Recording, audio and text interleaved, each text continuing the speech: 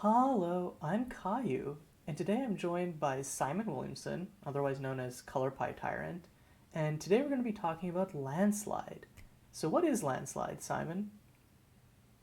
Yeah, Landslide was I believe, Rakoa era custom standard deck that, like a lot of custom standard decks, didn't really develop from the meta as much as it developed from player preference and the strength of individual cards. Mhm. Player preference. Player preference. Wonder which player. Hmm. Yeah, we'll never know. But Yeah, yeah, I was coming off of playing a lot of tap out control decks, so forced it. I pivoted a bit to mid range to get back into casting creature spells. hmm yeah. If I Uh, remember right, and this is we're going to be talking about this in a future episode probably.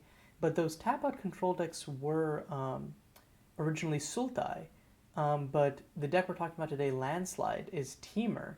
So, what made you switch from black to red as the third color? Dirty Work was dead, and Bombardment Zone was alive. Mm-hmm. So, We don't really need to get into the first card, but we lost a useful value engine to a ban or a nerf, forget which. But we gained the ability to delete opponents. yeah. So, as pictured on the screen right now, Bombardment Zone is an enchantment for 3 and 2 red. It has mountain cycling, but more importantly, it turns every land into your hand into a free bolt.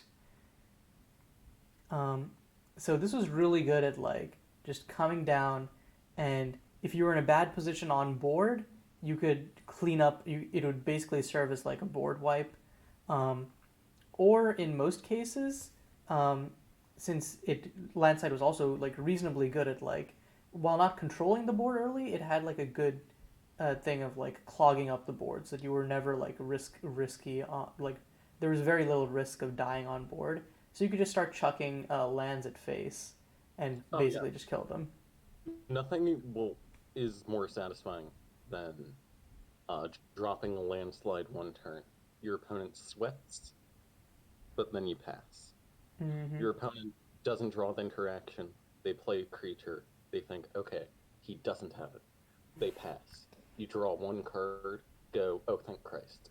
You dump your hand onto the stack and say, GG. That was your seventh land. Yep. Uh, the deck, in its first iteration, very mid rangey. Mm-hmm. So you try to waste some of your opponent's resources early with Quelana, Tangledine as ramp spells that were removal magnets more than anything, or Mm-hmm. speed bumps for aggro. Uh, you played like Raging Blaze and Incendiary Revel just to kill multiple creatures for one card. Yeah, and I think Raging Blaze was kind of like unremarkable, or like it was unremarkable in terms of it was just a burn spell that like being able to split it around targets allowed it to be a 2 for 1. But Revel I think was notable in that it was also like a secondary win con and helped add to the burn pressure. Oh, and getting in with your creatures like Quelana, like Mokupe Tracker, Mm-hmm. or burning with the Revel. Every 3 damage you did, you had to have one less land for Bombardment Zone to kill, and that can add up. Uh, Dealing 9 damage with the zone is not difficult at all. And Mm-hmm. your opponent is not safe at 9, and that makes chip damage a lot more valuable. Mm-hmm. So what are some of the other like key cards in the deck? I think we've given like a general overview of the deck's game plan, but um, what else like made this deck tick? Uh, yeah, there was the three soul confluence. which Mm-hmm. was off of me being used to running 4 Soul Confluence.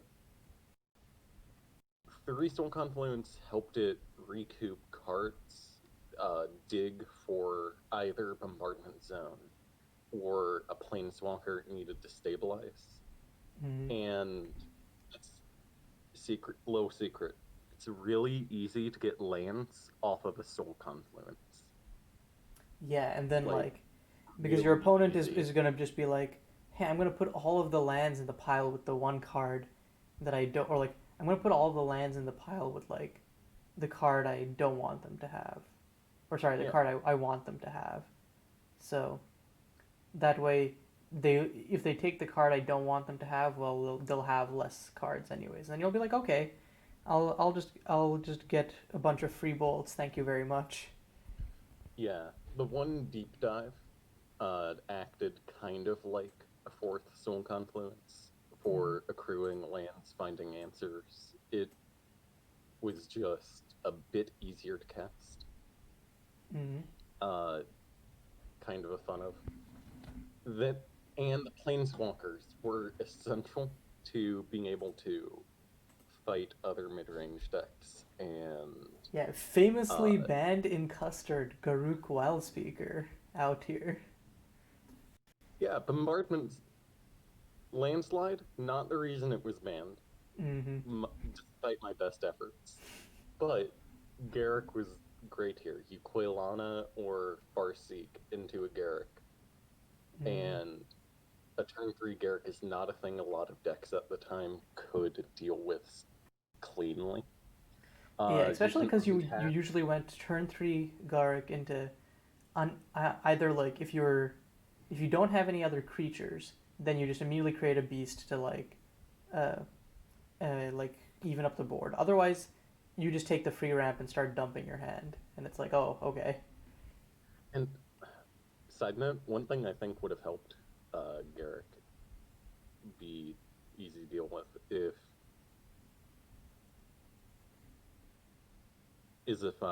other famously banned card, yes, could hit walkers. Wait, what was that? But Was that that's Flame beside the Blast? point. Uh, yeah, the 1 mana 3 damage Okay. to a Yeah, creature. yeah, yeah, yeah, yeah. Let me see if I can find it here. But and Hohoja was really great. She made your Yeah. 3 Soul Confluence. Like, one Hohoja doesn't sound like a lot, Mm-hmm. but when you have 3 Soul Confluence and a draw 3 and unassuming faults, you can go through a lot of your deck. Mm-hmm. And so your 1/6 drop is kind of like running 3 6 drops. Yeah, and like Uh, if she comes Hohoja down, just like the game is over. stabilizes you. Like, you. You see, that's the thing. I've lost with a lot of Hohojas on the board, mm-hmm. but it's difficult. You usually have to have nothing else going on to lose with a Hohoja, Yeah, you or she has can to lose with eat Hoho. really Yeah, well. you can lose with Hohoja because like, I know even at the time, like, evasive aggro was like, if I remember right, was like reasonably like present in You could Custard. go over your Hohoja. Yeah, Yeah. yeah, exactly. And, she's not the absolute fastest. She is a bad Elspeth. But bad Elspeth still helped a lot with this type of deck. It Mm-hmm. helped you stabilize a lot. It gave you a tool to just buy time. Also, Uh, that zero, the secret Tanglevine synergy, bro. that came up more than I would like to admit. Mm-hmm. Definitely. Uh, and one thing that made this deck tick in some matchups, kind of secretly, Mm-hmm. uh, I believe I was one of the first people to do this. I put Tohanga in my sideboard specifically because he had a minus that polymorph to permanent. And in Timur, you normally have trouble dealing with extremely big creatures Mm-hmm. because your creature removal is red. and you have trouble dealing with planeswalkers because your planeswalker removal is green. So Toahanga could come down like -3, -2, and just say, nah, you don't have that. Let you get the land that's on top of your library. Mm-hmm. Which allowed Landslide to get away with doing its game plan that usually relied on beating up on small creatures and having some big play.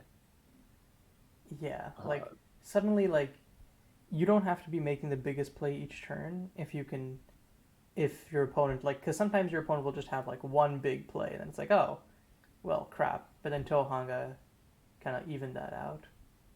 And Crest was the big reason you ran Ah, Tohanga yeah. because Crest had these dumb creatures with so much toughness on turns too early. And if you were Timur, you're like, huh, how am I gonna Tohanga? I just need a good muscly boy. Mm-hmm. And like even without the polymorph mode, like being a 4/4 just indestructible haste beater is not bad. Oh yeah, it applied pressure. It uh in those other control matchups where they were playing these big creatures or value engines, the base mode of just getting in there helped a lot. Mm-hmm. Uh, with Landslide, the original version had this really fun dynamic of you're running 27 lands main board. Jeez. You're running 4 Farseek. You're running 4 Tanglevine. You're Mm-hmm. running 2 Quailana. And 7 of your cards have land cycling. Yeah, so like you were never at a loss for lands is the reality. So like you can reliably hit your curve. And I think that like being able to play Magic is something that I think some decks can struggle with, ironically. And I think Landslide gained a lot from just having consistency. And definitely.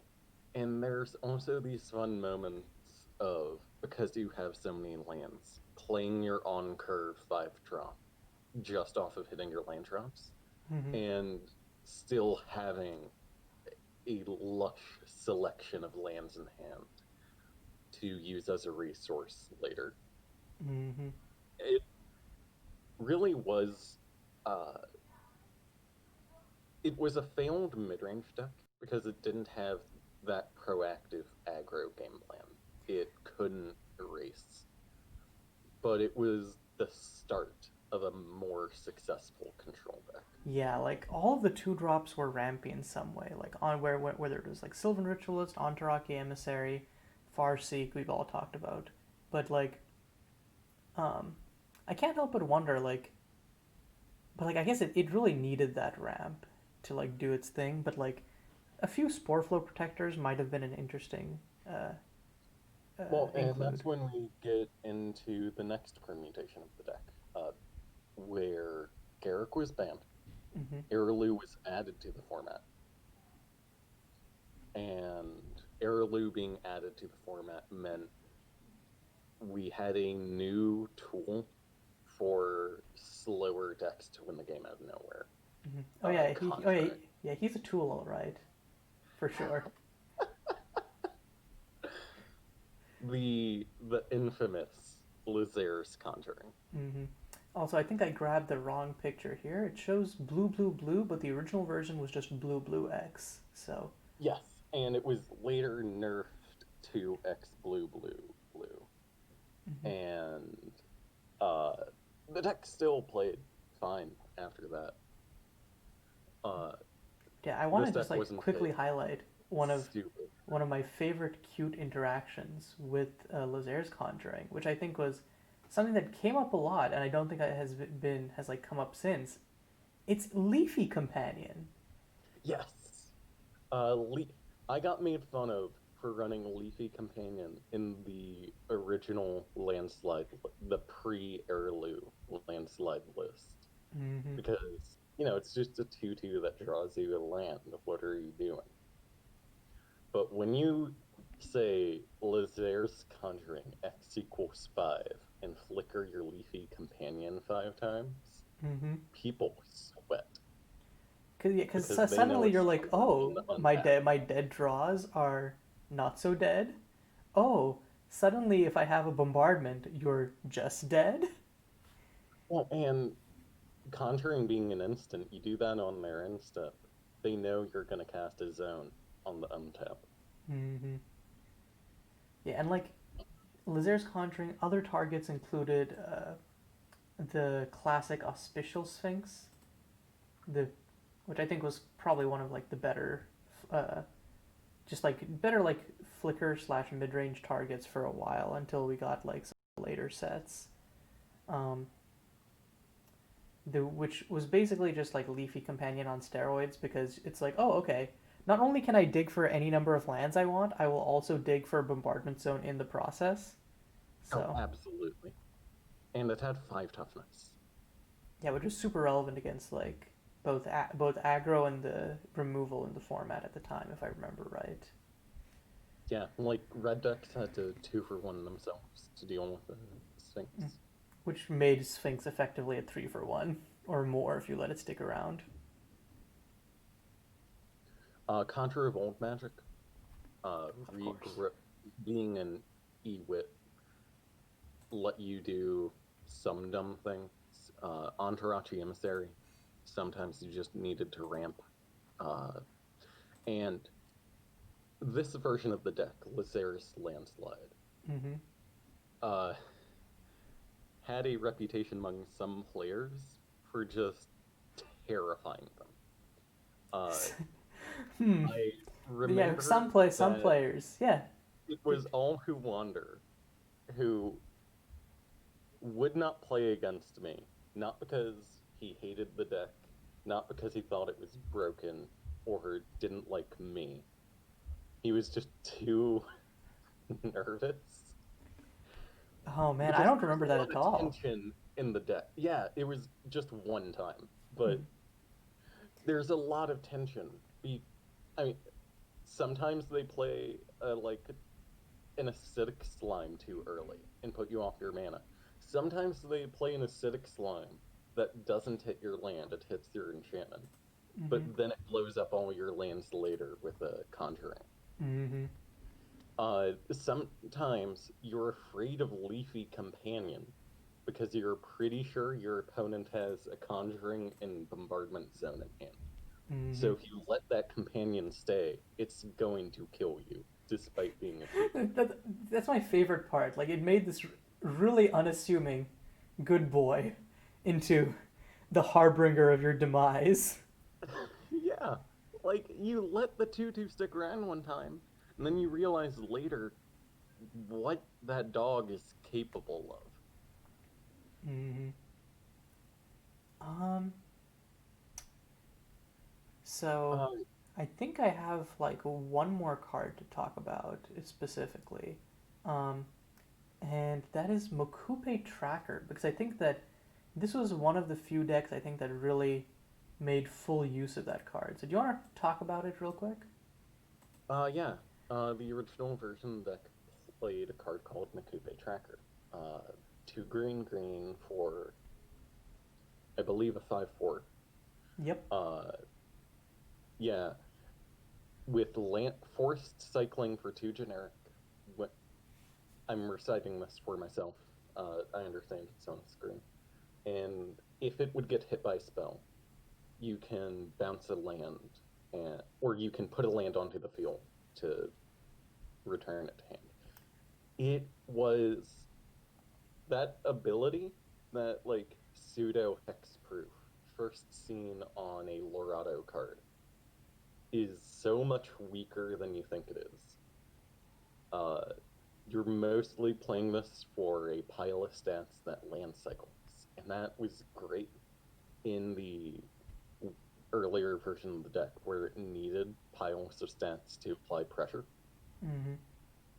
Uh, it and the forced cycle, like just having cards with land cycling was so useful. because you could bring up your land count even higher without sacrificing the ability to cast spells. The reason it eventually got cut is twofold. Stats got less useful, and you didn't need as many cards that were lands. I eventually just played more cards that drew lands. And the big thing, uh, I made him. I just overlooked Auspicial Sphinx. Mm-hmm. Lazares isn't running it, didn't run it because of some meta change or some change with Heirloom. I just didn't really respect that card as much as I should have. It's absolutely nuts. And is part of Unvalidated Tracker. Because with Sphinx, you get the land and the creature. And then you Mm-hmm. get more lands. And like ironically, once you get to that threshold of like 4 to 5, or like sorry, once you get the threshold of 5 lands, you really don't need any more lands on the battlefield. You want to keep them in hand for bombardment. Yeah, you might play the one for Conjuring if you're playing that, or original Wade Through. Mm. But uh, and actually, Conjuring, what I think made Lazare's Landslide especially potent and kind of scary is that it didn't go all in on Bombardment Zone, and it didn't go all in on Conjuring. Mm-hmm. Uh, those two cards work together, but also independently. Like just a Conjuring and a Fungal Whomper can't lose. Mm-hmm. I've never cast both of those cards in the same game and lost. Uh, so just create this network of haymakers where if you let Landslide Goldfish just enough, you're gonna lose. Yeah, sounds about right. Like, it's just like must answer threat after must answer threat, um, and it's because of how much redundancy there is in terms of both um, like ramp, digging, and like finishers. It's very hard for the deck to get wrong halved, like you sometimes normally can do with ramp decks, you know? Just Yeah, because like with Quilana, your ramp also doubles as a token generator if you're playing Garuk, God, I don't know how to pronounce that. I just realized. Your ramp also doubles as a win con. Um, and then like Incendiary Revel, your removal doubles as a win con, and so on and so forth. and in fact, Lazar's Landslide generally only had bad matchups against fast aggro decks. Mm-hmm. And I think talking about the bad matchups kind of like slides into the last like prepared question I had, which is um, Herlu and Rakoa are both still in custom standard today.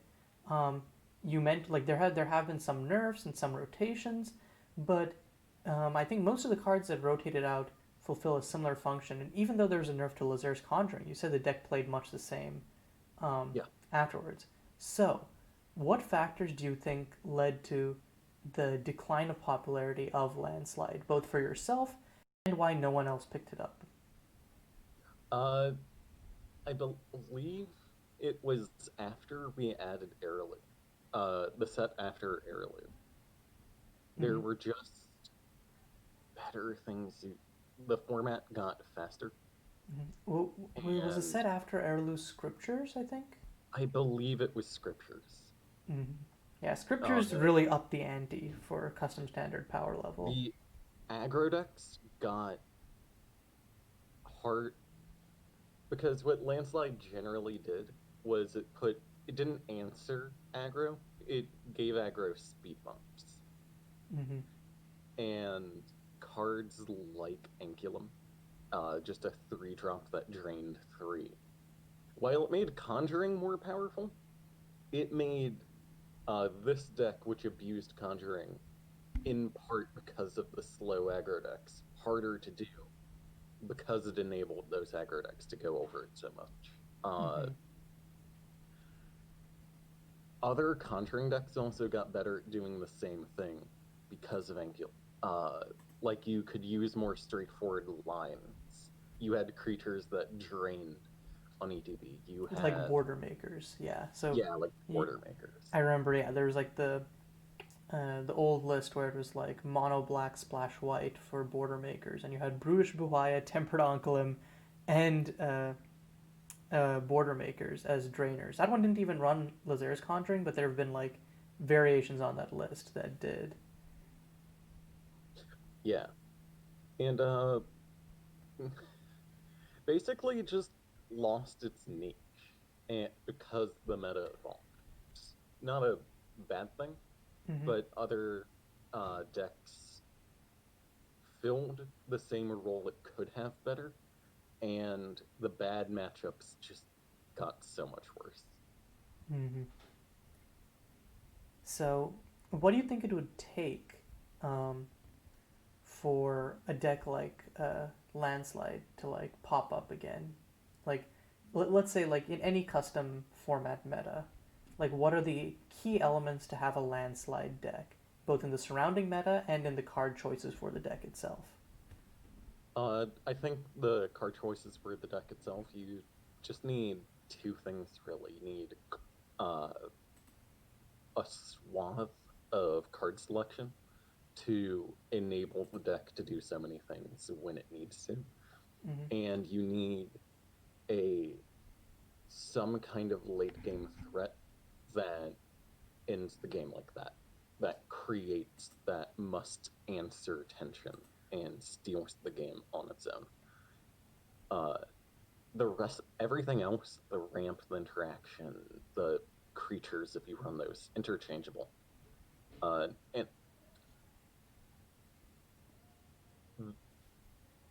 you just really need that engine and that card selection.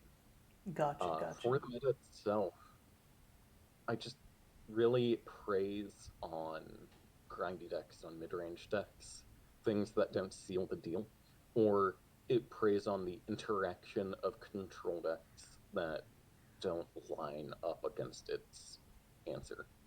So Mm-hmm. really, you just need aggro decks to be bad. Got you. Okay. So, is there anything else you want to talk about, or you want to wrap it up here? Uh, no, I don't have much else to say. Okay, cool. Thank you for joining me here today. I think it was super cool going down memory lane and revisiting the deck that beat me 5 times in a row at the start of Recall League. Um, That's right. yeah, like I I should have tried like opened with so many that. different brews, and then finally I gave into my worst demons and played that mono red build. But yeah, overall, like I think Landside was a cool deck to kind of like highlight for me because I think there are other decks kind of similar to it, both in the custom and canon sphere, but no other deck exactly like it. And I think that's something really hard to replicate. Um, and I wish we had more time with, because I think this isn't the only deck like that, but it's one of the decks that I definitely wish we had like more time to appreciate during its rotations. So I yeah, I definitely feel that.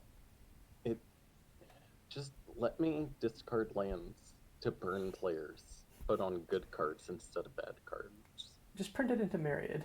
That's what we're I saying. uh, what I'm saying is that's literally why Calamity Smith exists. Oh my god. Okay, I have to check out Calamity Smith then. Yeah. So I think I'm just gonna wrap it up here. Thanks for joining me, and I think next time we're gonna be talking about Roach, probably, or we'll Oh find yeah. some, or there might be some other throwback deck that we decide to do. But yeah, until next time, this is Kayiu and Simon signing off.